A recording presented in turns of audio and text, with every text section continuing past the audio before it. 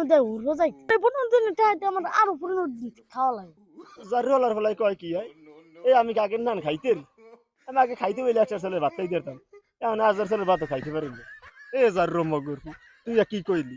এই আমি কি না খাইয়ে থাই আর আমি কি তোকে বাড়িতে খাওয়ানোর লেগে আই আই আমি যথানি খাই অথানি সের নেই আমার বাড়িতে কি চাউল ডাল নাই